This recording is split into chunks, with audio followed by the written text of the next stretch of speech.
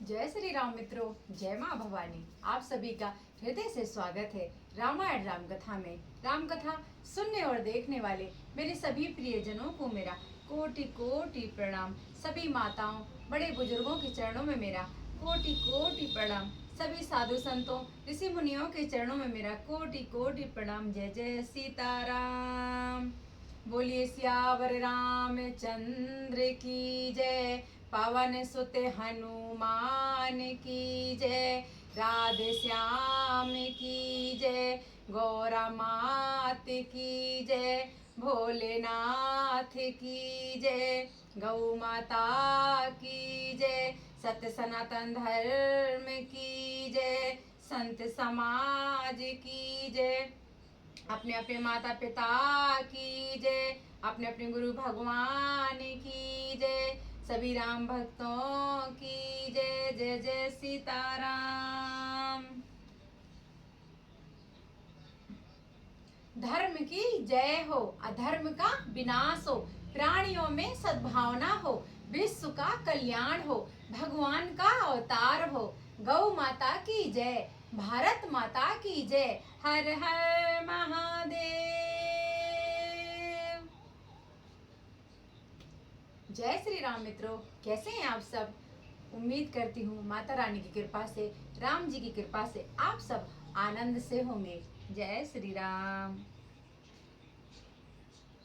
मित्रों, आज हम कथा के बाद कहानी सुनाने वाले हैं। तो मेरे सभी प्रियजनों, बालकों, कन्याएं जो भी कथा सुनते हैं, सभी राम भक्त, आप कहानी अवश्य सुनना। जय श्री राम। ओम वक्रतुंड महाकाय सूर्यकोटि समप्रभा निर्विघ्नं कुरु मे देव सर्वकार्येषु सर्वदा। बोलिए श्री गणेश भगवान की जय। रिद्धि सिद्धि मात की जय। ओम श्री रामाय रामभद्राय रामचंद्राय वेदसे रघुनाथाय नाथाय सीतायाः पतये नमः।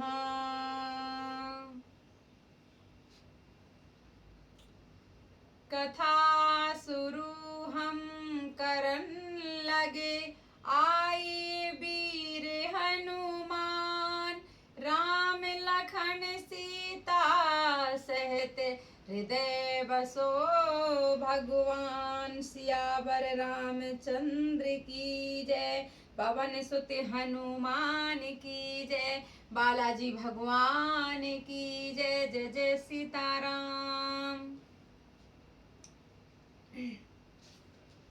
मित्रों, कथा कहने से पहले मैं सभी बड़ों के चरणों में कोटि कोटि प्रणाम सदा ही करती हूँ। बड़ों का आशीर्वाद सदा लेती हूँ, क्योंकि बड़े बुजुर्ग कहते हैं, माता पिता कहते हैं कि कोई अच्छा काम करने जाओ। अच्छा काम करने का मतलब कोई यात्रा करने जाओ, कोई शुभ काम करने जाओ, जीवन में कुछ नई सफलताएं, तो अपने बड़ों का आशीर्वाद अवश्य लेना चाहिए। इसलिए मेरे लिए मेरे बड़े बुजुर्ग, मेरे माता पिता, मेरे प्रियजन, मेरा सब परिवार, आप सब मेरे लिए बहुत ही ज़्यादा ज़रूरी हैं और बचपन से ही मेरे लिए सभी रहे हैं। तो इसलिए मित्रों, आप सबके साथ साथ संसार में जितने भी बड़े लोग हैं, श्रद्धालु, ज्ञानी, विद्वान, सब प्रकृति में जितने जीव जंतु हैं, उन सबके नमस्कार के लिए मैं जो ये पंक्तियाँ पढ़ती हूँ, वे उन्हीं के लिए पढ़ती हूँ, ताकि सबकी कृपा बनी रहे, थोड़ा थोड़ा ज्ञान दे, सब अपनी कृपा बनाए रखें। मुझे अपना सेवक जानकर, अपने मित्र जानकर, अपनी बहन बेटी जानकर आप सब आशीर्वाद अपना सदैव बनाए रखें। सभी देवी देवताओं का आशीर्वाद बना रहे मुझ पर, आप सभी का आशीर्वाद बना रहे मित्रों। बस इसी के लिए आप सभी के चरणों में कोटि कोटि सदा प्रणाम करती हूँ और करती रहूँगी, क्योंकि मेरे लिए बड़ों का आशीर्वाद बहुत ही ज़रूरी है। ये जीवन बड़ों के आशीर्वाद से, बड़ों के प्रेम से ही तो है। देवी देवताओं की कृपा से, प्रकृति की कृपा से, सबके प्रेम से, इंसानों का प्रेम, अपनों का प्रेम, पशु पक्षियों का प्रेम, सबका प्रेम चाहिए, तभी जीवन आनंदमय होता है। देव दानुज यक्ष किन्नर गंधर्व में कर जोड़ सबने सबको मनाती हूँ। जलचर नभ उपेचर निश्चर गोचर अगोचर को मैं ध्यान में लाती हूँ। नागों की प्रजातियों को मनुज सजातियों को कवि गण साथियों को विनती सुनाती हूँ। साधु सिद्ध संतों की चतुर दिगंतों की सभी की कृपा के हेतु झोली फैलाती हूँ। सभी की कृपा के हेतु झोली फैलाती हूँ। बोलिए सियावर रामचंद्र की जय। पवन सुत हनुमान की जय। जय जय सीताराम। आइए मित्रों, अब हम श्री रामायण जी का शुभारंभ करते हैं।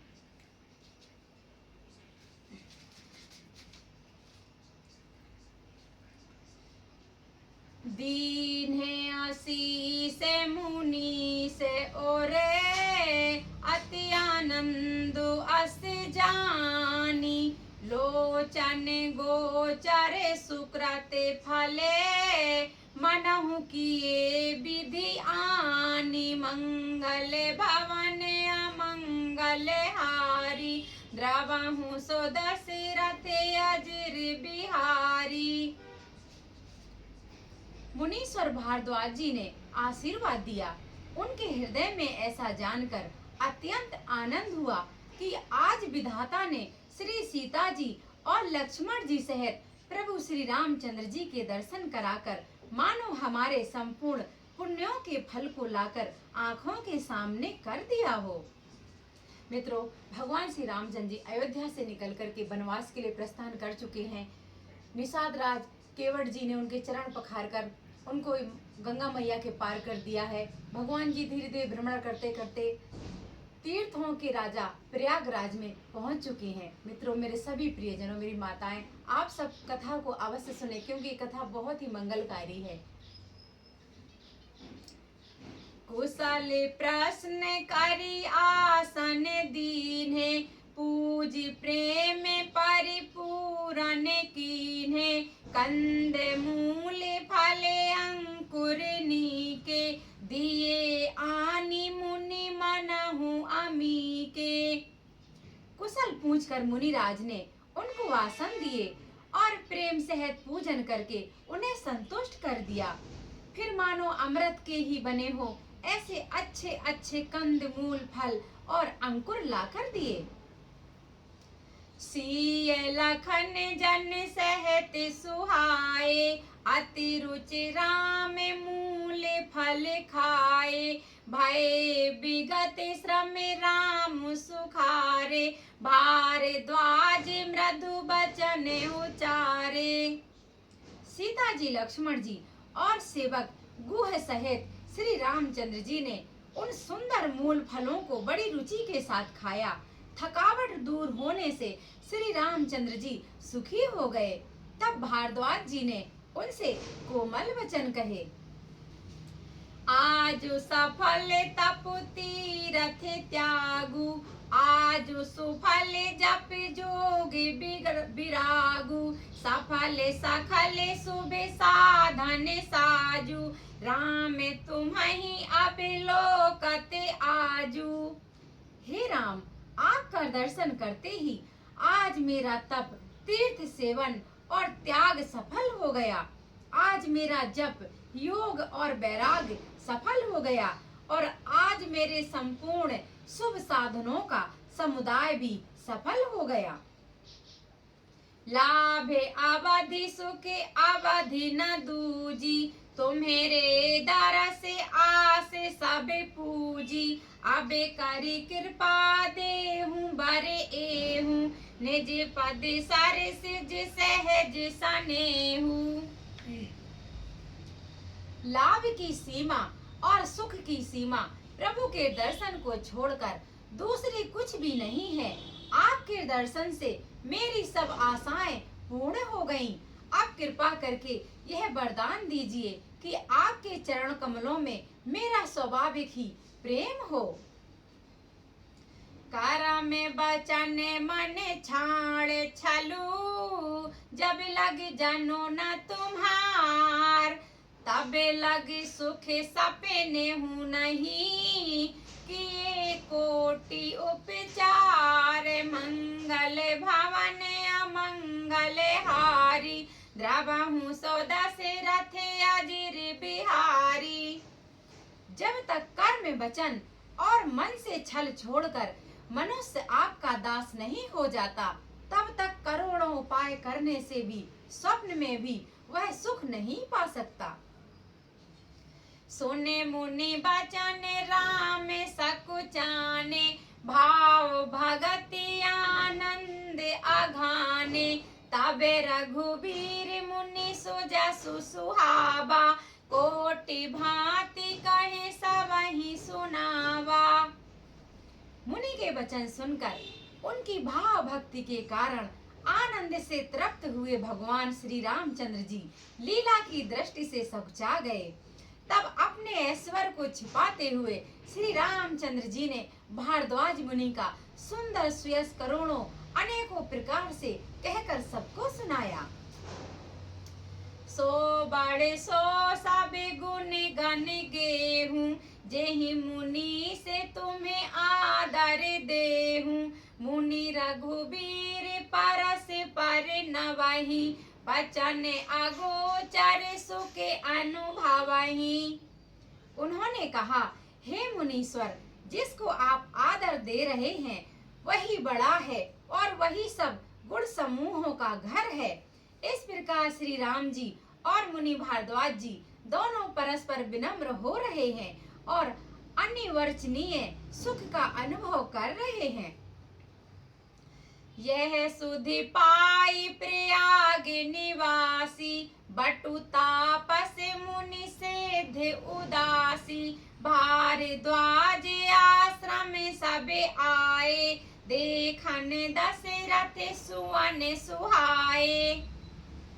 यह श्री राम लक्ष्मण और सीता जी के आने की खबर पाकर प्रयाग निवासी ब्रह्मचारी तपस्वी मुनि सिद्ध और उदासी सब श्री दशरथ जी के सुंदर पुत्रों को देखने के लिए भारद्वाज जी के आश्रम पर आए। राम प्रणाम कीने सब काहू, मुदित भय लहि लोयन लाहू। देहि आशीष परम सुख पाई, फिरे सराहत सुंदरताई। श्री रामचंद्र जी ने सब किसी को प्रणाम किया। नेत्रों का लाभ पाकर सब आनंदित हो गए। परम सुख पाकर आशीर्वाद देने लगे। श्री राम जी के सौंदर्य की सराहना करते हुए वे वापस लौट गए। राम कीन्ह विश्राम निसी, प्रात प्रयाग नहाई। चले सहत सिय लखन जने, मुदित मुनि सिरुनाई। मंगल भवन अमंगल हारी, द्रवहु सो दशरथ अजिर बिहारी। श्री राम जी ने रात को वहीं विश्राम किया और प्रातः काल प्रयागराज का स्नान करके और प्रसन्नता के साथ मुनि को सिर नवाकर श्री सीता जी, लक्ष्मण जी और सेवक गुह के साथ वे चले।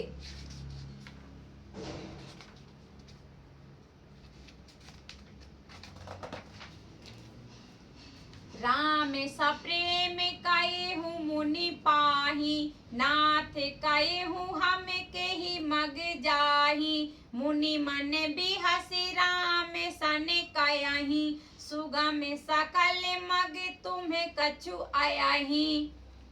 चलते समय बड़े प्रेम से श्री राम जी ने मुनि से कहा, हे नाथ, बताइए हम किस मार्ग से जाएं।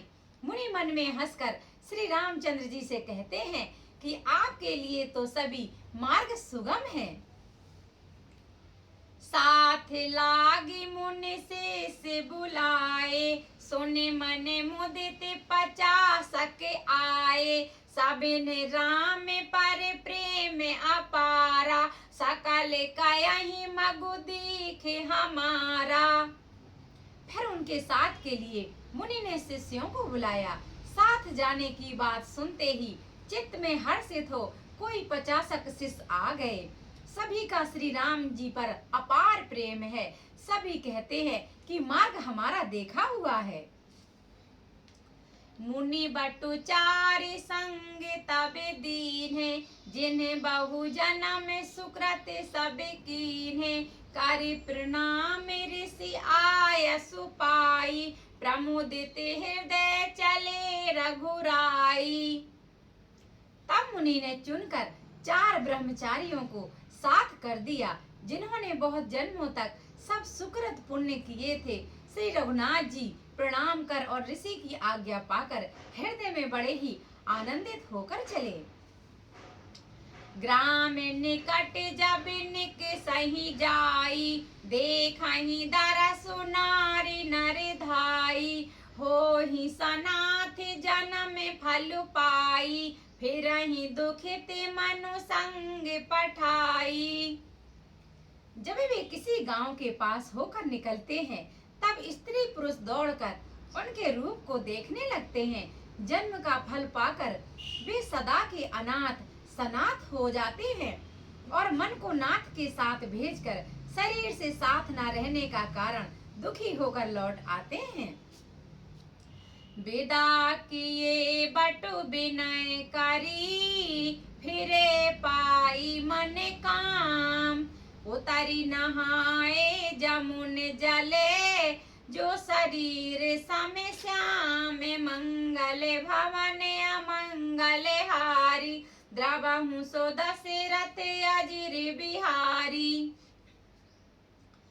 तदनंतर श्री रामचंद्र जी ने विनती करके चारों ब्रह्मचारियों को विदा किया। वे मनचाही वस्तु अनन्य भक्ति पाकर लौटे। यमुना जी के पार उतरकर सबने यमुना जी के जल में स्नान किया, जो श्री रामचंद्र जी के शरीर के समान ही श्याम रंग की थी। सुनते तीर बासी नर नारी, धाये निज निज काज बिसारी। लखन राम सिय सुंदरताई, देखे करहि निज भाग बढ़ाई। यमुना जी के किनारे पर रहने वाले स्त्री पुरुष यह सुनकर कि निषाद के साथ 2 परम सुंदर सुकुमार नव युवक और एक परम सुंदरी स्त्री आ रही है, सब अपना अपना काम भूलकर दौड़े और लक्ष्मण जी, श्री राम जी और श्री सीता जी का सौंदर्य देखकर अपने भाग्य की बड़ाई करने लगे। अति लाल सा बसहि मन माही, नाउ गाऊ बूझत सकु चाही। जे तिन्हे महु बै बिरधि सयाने, तिन्हे करि जुगति राम पहचाने। उनके मन में परिचय जानने की बहुत ही लालसाएं भरी हैं, पर वे नाम गाम पूछते सक जाते हैं। उन लोगों में जो वयोवृद्ध और चतुर थे, उन्होंने युक्ति से श्री रामचंद्र जी को पहचान लिया। सकल कथा तिन्हे सबहि सुनाई, बनहि चले पितु आयसु पाई। सुने सबि साध सकल पछताही, रानी राय कीन्हे भले नाही। उन्होंने सब कथा सब लोगों को सुनाई कि पिता की आज्ञा पाकर वे वन को चले हैं। यह सुनकर सब लोग दुखित हो पछता रहे हैं कि रानी और राजा ने ये अच्छा नहीं किया है। तेहि अवसर एक तापसु आवा, तेज पुंज लघु बयस सुहावा। कवि अलिखित गति बेसु विरागी, मन क्रम बचन राम अनुरागी। उसी अवसर पर वहां एक तपस्वी आया, जो तेज का पुंज, छोटी अवस्था का और सुंदर था। उसकी गति कभी नहीं जानते, अथवा वह कवि था जो अपना परिचय नहीं देना चाहता था। वह बैरागी के भेष में था, मन वचन तथा कर्म से श्री रामचंद्र जी का प्रेमी था। इस तेज पुंज तापस के प्रसंग को कुछ टीकाकार छेपक मानते हैं और कुछ लोगों के देखने में यह अप्रासंगिक और ऊपर से जोड़ा हुआ सा जान भी पड़ता है, परंतु यह सभी प्राचीन कृतियों में गुसाई जी अलौकिक अनुभवी पुरुष थे। पता नहीं यहाँ इस प्रसंग के रखने में क्या रहस्य, परंतु यह छेपक तो नहीं है। इस तापस को जब कभी अलिखित गति कहते हैं, तब निश्चय पूर्वक कौन क्या कह सकता है। हमारी समझ से ये तापस्या तो श्री हनुमान जी थे अथवा ध्यानस्थ तुलसीदास जी थे। सजल नयन तन पुलक निजी, इष्ट देव पहचानी। पारेउ दंड जिमि धरन तले, दशा न जाई बखानी। मंगल भवन अमंगल हारी, द्रबहु सो दशरथ अजिर बिहारी। अपने इष्ट देव को पहचान कर उनके नेत्रों में जल भर आया, शरीर पुलकित हो गया। वह दंड की भांति पृथ्वी पर गिर पड़े। उनकी प्रेम विहल दशा का वर्णन किया नहीं जा सकता। राम सप्रेम पुलकी उरि लावा, परम रंग जनु पारसु पावा। मनहु प्रेम परिमारथु दोहु, मिलते धरे तन कहे सब कोहु। श्री रामचंद्र जी ने प्रेम पूर्वक पुलकित होकर उनको हृदय से लगा लिया। उसे इतना आनंद हुआ मानो कोई महादरिद्री मनुष्य पारस पा गया हो। सब कोई देखने वाले कहने लगे कि मानो प्रेम और परमार्थ परम तत्व दोनों शरीर धारण करके मिल रहे हैं। बहुर लखन पायन सोई लागा, लीन उठाई उमगी अनुरागा। पुण्य सिय चरण धूर धरि सीसा, जननी जानि शिशु दीन असीसा। फिर वह लक्ष्मण जी के चरणों में लगा। उन्होंने प्रेम से उमंग कर उसको उठा लिया। फिर उसने सीता जी की चरण धूलि को अपने सिर पर धारण किया। माता सीता जी ने भी उसको अपना छोटा बच्चा जानकर आशीर्वाद दिया।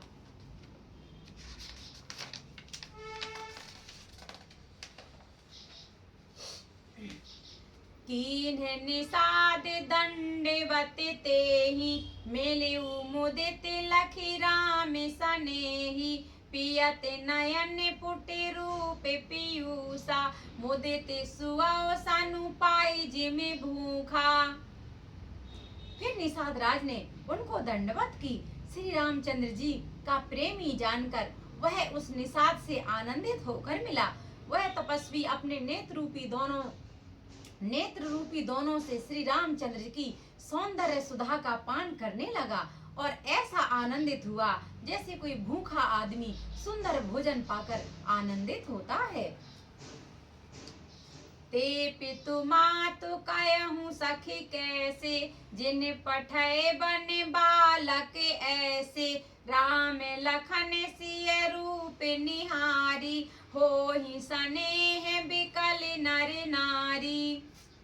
इधर गांव की स्त्रियां कह रही हैं, हे सखी कहो वे माता पिता कैसे हैं जिन्होंने ऐसे सुंदर सुकुमार बालकों को वन में भेज दिया है। श्री राम जी, लक्ष्मण जी और सीता जी के रूप को देखकर सब स्त्री पुरुष स्नेह से व्याकुल हो जाते हैं। तबे रघुबीर अनेक विधि, सखहि सिखावनु दीन। राम रजाय सुशीस धरी, भवन गवनु तेई कीन्ह। मंगल भवन अमंगल हारी, द्रबहु सो दशरथ अजिर बिहारी। जय जय सीताराम, बोले सियावर रामचंद्र की जय। पवन सुत हनुमान की जय। जय जय सीताराम। मित्रों, हम अब अपनी कथा को ही विराम करेंगे। अब हम श्री रावण जी की आरती करेंगे।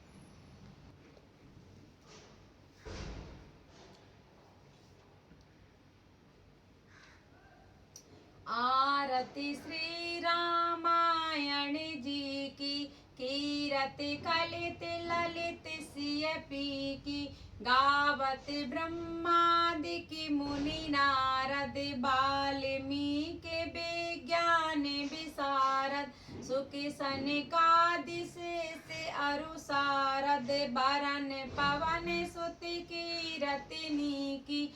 आरती श्री रामायण जी की, गावते वेद पुराणे अष्टदश छौ शास्त्र सब ग्रंथन को रस मुनि जन धन संतन को सारे बस सारे अंश सम्मति सब ही की आरती श्री रामायण जी की गावत संतति शंभु भवानी अरुघट संभव मुनि विज्ञानी व्यास आदि कवि वर्ज बखानी कागे भुसुंड गरुण के ही की आरती श्री रामायण जी की कलिमल हरण विषय रस फीकी सुबग सिंगार मुक्ति जुबिती की दालन रोग भामूर अमी की ताते माते सब विधि तुलसी की आरती श्री रामायण जी की कीरत कलित ललित सिया पी की। बोलिए सियावर रामचंद्र की जय, पवन सुत हनुमान की जय। जय जय सीताराम। आइए मित्रों, अब हम कहानी की शुभारंभ करते हैं।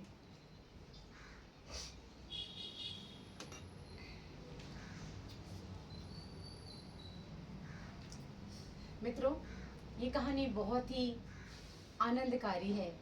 ये हर घर घर की कहानी है, परंतु आज के समय में ऐसे पति पत्नी, ऐसा विश्वास, ऐसा धैर्य कम ही देखने को मिलता है।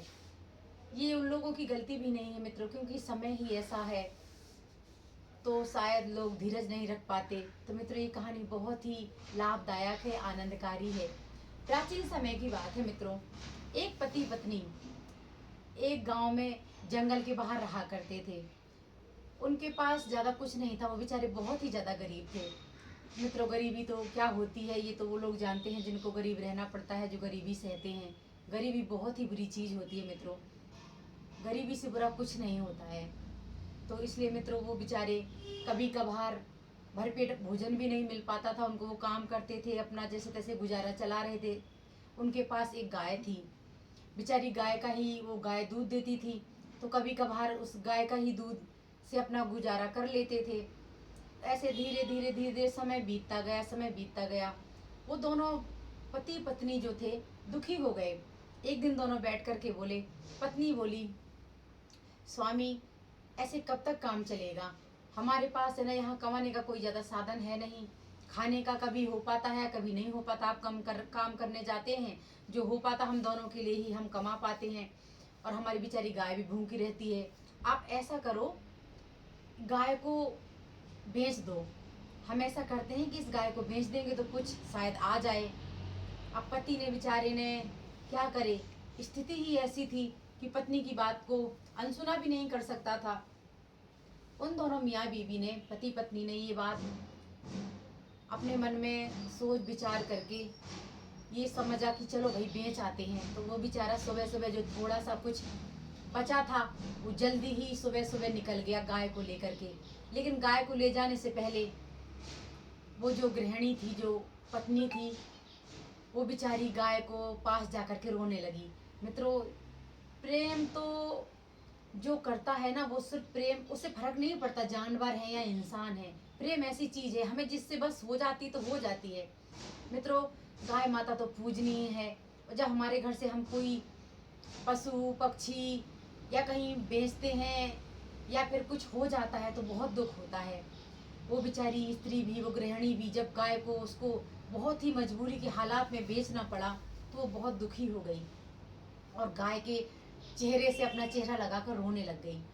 और जब वो उसके आंसू गिर रहे थे तो वो गाय ना अपने मतलब जीभ से उसको चाटने लग गई। उसने कहा उसके कान में जाकर के, मुझे माफ़ कर देना गौ माता, मेरी हालत इतनी ख़राब है कि मैं अपना पेट तो पाल नहीं पा रही हूँ, मैं तेरा भी पेट कैसे पालूँ, तुझे भूखा भी नहीं रख सकती। इसलिए भगवान करे तू अच्छी जगह जाए, तू ऐसी जगह जाए जहाँ तेरा कम से कम पेट तो भरे, हम दोनों तो अपना गुजारा कैसे ना कैसे कर लेंगे, इसीलिए मुझे माफ़ कर देना, मैं तुझे बेच रही हूँ।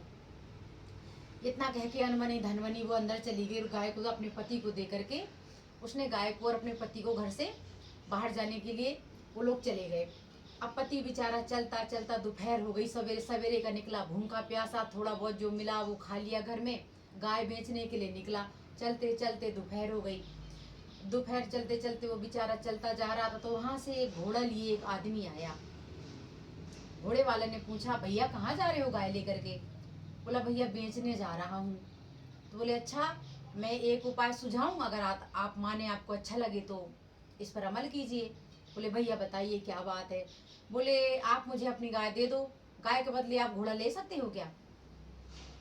वो बेचारा वो सोचने लग गया, थोड़ी देर बोला, कोई बात नहीं, गाय को दे करके घोड़ा ले लूँगा, तो घोड़े पर बैठ करके शायद कुछ काम वाम मिल जाए तो ढूंढ लूँगा काम वाम। घोड़े पर बैठ करके चलने में तो बहुत परेशानी होती है, चल नहीं पाता हूँ, अब इतनी हालत भी अच्छी नहीं है शरीर की। तो उसने गाय के बदले घोड़ा ले लिया। घोड़े वाला गाय लेकर के चला गया। घोड़े की जगह उस आदमी ने, जो अपनी गाय बेचने आया था, वो बेचारा, उसने घोड़ा लेकर के घोड़े पे बैठ के वो चल दिया।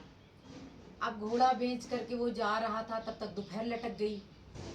दोपहर लटकते लटक वो जा रहा था, तो उसने मन में सोचता जा रहा था, हो सकता है घोड़े को भी खाना लगेगा, इतना बड़ा घोड़ा है, मैंने गाय के बदले घोड़ा ले लिया, अगर मुझे काम नहीं मिला तो मैं इस घोड़े को गाय खिलाऊंगा। बेचारी पत्नी क्या सोचेगी, गाय को तो बेचने गए थे, पैसे तो मिले नहीं, गाय की जगह घोड़ा ले लिया, ये सौदा कैसा हो गया, क्या मैंने गलत किया? ये सोचते सोचते बेचारा जा रहा था। दोपहर से शाम का वक्त हो रहा था, तो घोड़े से अनमना धनमना उतर के वो चला ही जा रहा था, तब एक भेड़ वाला दिखा। भेड़ वाले ने उसे देखा, भेड़ जो होती है चराने वाला, गड़रिया बोलते हैं, तो वो लेके जा रहा था। एक ही भेड़ थी उसके पास। तो बोला, भैया इतना उदास होकर कहाँ जा रहे हो? बोला, भैया ऐसी ऐसी बात थी, गाय लेकर घर से निकला था बेचने के लिए, तो फिर एक घोड़े वाले से मुलाकात हुई, तो घोड़े वाले ने घोड़े के बदले गाय ले ली, मैंने घोड़ा ले लिया, लेकिन भैया मेरा मन कुछ इसमें जचा नहीं, मुझे अच्छा नहीं लग रहा है कि मैंने गाय देकर घोड़ा ले लिया, अब मैं कैसे इसका पेट पालूंगा, जाने मुझे नौकरी मिली, काम मिला, नहीं मिला। तो वो भेड़ वाला बोला, भैया मैं एक बात सुझाऊं, अच्छी लगे तो बताना। बोले, ये घोड़ा मुझे दे दे, तू भेड़ ले ले मेरी, इसका दूध भी होगा, छोटी की छोटी, ज्यादा खाएगी भी नहीं। वो सोचता रहा, बोला ये बात तो सही है, छोटी भी है, दूध भी देगी, ऊन भी हो जाएगा, हो सकता है माता रानी की कृपा से, प्रभु की कृपा से अपना काम चल पड़े। उस बेचारे ने सोच समझ करके घोड़ा उसको दे दिया, भेड़ वाले को, भेड़ ले ली। अब वो भेड़ लेकर चला, जब तक शाम हो गई। शाम होते होते होते होते वो बेचारा सोच विचार में था कि आज कैसा समय है भगवान, गाय के बदले घोड़ा लिया, घोड़े के बदले भेड़ ली, अब भेड़ से भी मेरा मन नहीं भर रहा है, भूख जोर की लगी है।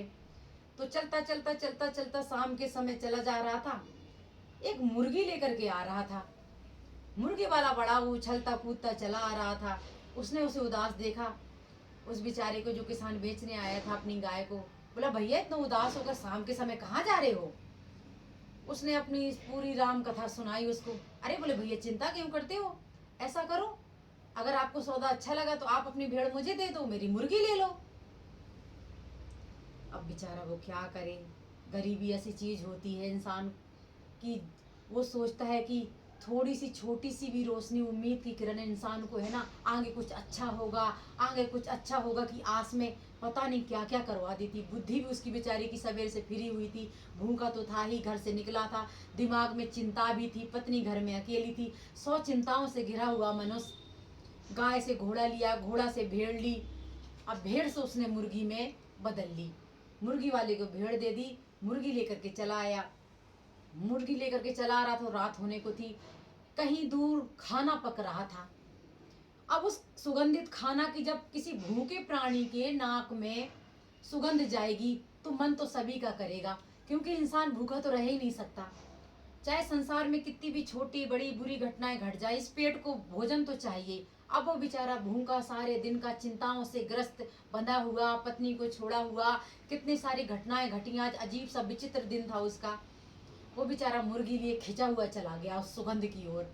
वहां जा करके देखा तो छोटी सी कुटिया में कुछ लोग खाने के लिए, जिसे हम आज के नए युग में ढाबा कह सकते हैं, भोजनालय कह सकते हैं, खाना बन रहा था, वहां कुछ लोग बैठे थे भोजन के लिए। वो बेचारा मुर्गी ले जा करके बैठा वहां पर और ताका झांकी कर रहा था, भूख तो जोर से लगी थी, सारे दिन का थका हारा था वो बेचारा।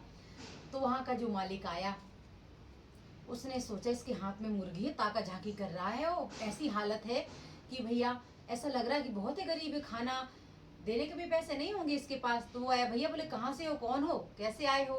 बोला भैया बहुत जोर से भूख लगी है, अगर भोजन मिल जाए तो बड़ी कृपा होगी। तो वो बोला भोजन तो मिल जाएगा भैया, भोजन के लिए पैसा चाहिए। वो बोला भैया मेरे पास पैसा तो है नहीं, और ये मुर्गी है, अगर भरपेट भोजन के बदले ये मुर्गी अगर रख सकते हैं तो आप रख लो। वो भोजन बनाने वाला वो मालिक था, वो बोला कैसा विचित्र प्राणी है, भोजन के बदले मुर्गी देने को तैयार है। बोले तेरे लिए रख, तू अंडे देगी, तेरे लिए काम आएगी। बोले भैया अभी तो बहुत जोर की पेट में भूख लगी है, कैसे अंडे काहे की मुर्गी, अगर आप रखना चाहो तो रख लो। बोले लगता है तो ये चोरी करके लाया है कहीं से, तभी तो मुर्गी दे रहा है खाने के बदले, पैसे दे, हम मुर्गी वुर्गी नहीं लेते। वो बेचारा बोला भैया ये चोरी की नहीं है, मैं राम जी की सौगंध खाता हूँ। उसने अपनी सारी सवेरे से जो उसके साथ घटना घटी, उसने सारी व्यथा कथा सुना दी। वो मालिक सुन करके भी बेचारा अचंभित हो गया कि भगवान कैसी कैसी लीलाएं दिखाता है जीवन में। लेकिन उसने बड़ी चतुरता के साथ बोला तो तूने इतना एक बड़ी गाय से घोड़ा लिया, घोड़े से भेड़ ली, भेड़ से मुर्गी ली, क्या ये सौदा तुझे घाटा का नहीं लगा? बोला भैया घाटे का हो या फायदे का हो, मेरी तो बुद्धि ऐसी मती मारी गई कि जो पता नहीं आज मेरे साथ राम जी की कृपा से क्या ही हुआ, मुझे तो कुछ समझ में नहीं आ रहा। आप तो ये मुर्गी ले लो, मुझे भोजन करवा दो, बहुत भूख लगी है। वो बोला तू एक बात बता, तेरी पत्नी को जब तू घर जा करके पूछेगी वो तो तू क्या जवाब देगा कि गाय लेकर के आया और मुर्गी लेकर के बैठा है, अब वो भी मुर्गी चली जाएगी अगर तू भरपेट भोजन खाएगा, तू पत्नी को क्या जवाब देगा? और वैसे भी पत्नियां उग्र स्वभाव की होती हैं, उन्हें घाटे का सौदा तो पसंद ही नहीं आता। तू सोच, एक तो तेरे घर में गरीबी है, ऊपर से तूने ऐसा सौदा करा कि गाय लेकर के आया था, खाली हाथ जाएगा, तेरी पत्नी क्या तुझ पे क्रोधित नहीं होगी? वो बोला भैया मेरी पत्नी भी मेरी तरह हालत को समझने वाली और बहुत ही सज्जन और समझदार बुद्धिमान स्त्री है। वो बोला ऐसा तो हो ही नहीं सकता। बोला नहीं भैया ऐसी नहीं, मेरी पत्नी बहुत ही पतिव्रता और बहुत ही धर्म निभाने वाली और समझदार सुशील स्त्री है मेरी पत्नी। उसको मैं सारी कथा व्यथा सुनाऊंगा तो वो मुझे कुछ नहीं कहेगी, वो समझेगी, यदि कुछ कहेगी तो देख लिया जाएगा। वो बोला नहीं, शर्त लगा मुझसे। बोला भैया कैसी शर्त, मुझे तो बहुत भूख लगी है, सारे दिन से परेशान था, अब आप मुझसे शर्त लगवा रहे हैं। बोले यदि तेरी पत्नी तू जैसा कह रहा है वैसी ही निकली और उसने तुझे कुछ नहीं कहा, इतनी सज्जन और समझदार है, इतनी सहनशील है, तेरी आज सारी दिन की घटना से वो बिल्कुल दुखी नहीं होती, तुझ पर चिल्लाती नहीं, क्रोधित नहीं होगी, गुस्सा नहीं करेगी, तो मैं तेरी गाय की कीमत दूंगा, घोड़े की कीमत दूंगा, भेड़ की कीमत दूंगा, मुर्गी की कीमत दूंगा और तुझे भर पेट फ्री में भोजन कराऊंगा। वो बोला भैया क्या आप मुझसे हंसी ठिठोली मजाक कर रहे हो क्या? सारे दिन से मैं तो वैसे पर। बोले मैं मजाक नहीं कर रहा हूँ। वो भैया बोले चलो, तो भैया बोले उसको लेकर के गया, उसके घर पहुंचा। अब रात तो हो ही गई थी, रात के समय वो अपने घर पहुंचा और हाथ मुर्गी उसने उसको दे दी थी भोजन करके। वो उसने उसने वहाँ पर भोजन किया, भोजन करके वो गया, बोले तू खा ले और ये मुर्गी मुझे दे। वो गया, अब घर पहुंचा, उसने आवाज लगाई, पत्नी बाहर आई। अब खाली हाथ पत्नी ने देखा, वो कुछ नहीं बोली, वो आई, उसने पानी दिया, पानी पी करके वो अंदर गए। वो जो खाने वाला मालिक था, वो व्यापारी जो भी उसको आप कहो समझो, वो बाहर जा करके दरवाजे के खड़े होकर बातें सुनने लगे। ऐसी जगह खड़ा हुआ जहाँ उन पति पत्नी की बातें उसको सुनाई दे स्पष्ट रूप से। वो दोनों करने लगे। अब उसने पानी पिया, घर जाके बैठ गया दुखी मन से। पत्नी बोली स्वामी क्या हुआ, कैसे दिन बीता, आपने आने में इतना समय लगा लिया, रात हो गई। उसने धीरे धीरे सारी कथा व्यथा सुनाई, जो जो उसके साथ घटित हुआ कि गाय बेचकर गाय से घोड़ा बदला, घोड़ा से भेड़ बदली, भेड़ से मुर्गी बदली, मुर्गी भी भोजन करने में चली गई, खाली हाथ आयो। बोले देख लो, अब आप जो भी सोचो तुम, क्या करूं, ऐसी हालत ही ऐसी थी, बुद्धि न जाने क्या करवाया, कैसे हुआ, मैं तो खाली हाथ आया हूँ, अगर गुस्सा करना है तो कर ले, हमारी किस्मत में साथ यही लिखा था। वो बहुत ही प्रेम से उसकी पत्नी बोली स्वामी कोई बात नहीं है, ये हमारे दिन है, हो सकता है विधाता को यही मंजूर हो, देवी मैया शायद हमारी किस्मत को हमें आजमाना चाहती हो, शायद हमारे जीवन में यही सब लिखा हो। मैं बिल्कुल क्रोधित नहीं हूँ। ये सुनकर वो उसका पति था रोने लग गया और बोला, तुम गुस्सा नहीं हो, मैं खाली हाथ गाय लेकर गया था, हमारी गाय भी चली गई और मैं खाली हाथ आया हूँ। बोले कोई बात नहीं, तुमने भर पेट भोजन तो किया। बोले तू तो भूखी है। बोले कोई बात नहीं, आपका पेट भरा है, मैं खुश हूँ, सुखी हूँ। ऐसी प्रेम भरी वचन सुनकर, बातें सुनकर वो जो बाहर वो खड़ा था ना, खाना खिलाने वाले ढाबे वाला मालिक, वो बेचारा मारे खुशी को उसके आंखों से आंसू निकलने लग गए और वो अंदर आ गया। उसकी पत्नी से बोलता, धन हो देवी, अगर यदि तुम्हारे जैसी स्त्रियां समझने वाली सब स्त्रियां ऐसी हो तो क्या गरीबी क्या अमीरी, सब वो तो प्रभु की देन है, सब अपने अपने कर्मों के द्वारा है। उसने सबकी कीमत दी, गाय की कीमत, घोड़े की कीमत, भेड़ की कीमत, मुर्गी की कीमत, उन्होंने सब कुछ दिया उसको। ये देख करके पत्नी बोली, सब देवी माता की कृपा है, राम जी की कृपा है। और इसके बाद वो दोनों, वो चला गया वहां से। थोड़ी देर बाद वो जब बैठे बैठे सोच विचार कर रहे, बातें कर रहे, तो उसके घर के बाहर गाय के रंभाने की आवाज आई। गाय जोर जोर से चिल्लाई। ये देख करके दोनों मियाँ बीवी पति पत्नी भागे तो गाय दरवाजे के बाहर खड़ी थी और जोर जोर से चिल्ला रही थी। ये देख करके वो पत्नी थी ना, वो जा करके गले से, गाय के गले से लिपट गई और वो मन में सोचने लगी, हे विधाता, तू देता है तो सच में बहुत ही देता है और जब लेता है तो बहुत कष्ट देता है। तो इस प्रकार से उस पति पत्नी के निश्चल भाव और प्रेम, मतलब इसकी वजह से कि भैया जैसा संसार में भगवान रखना चाहे, अगर यदि आप वैसा रहते हैं ना, तो प्रभु आप पर अवश्य कृपा करते हैं। तो इस प्रकार वो दोनों दंपति पति पत्नी खुशी खुशी रहने लगे, अपना जीवन व्यतीत करने लगे। उनकी प्यारी गौ माता भी उनके पास आ गई। जय श्री राम मित्रों, जय जय सीताराम।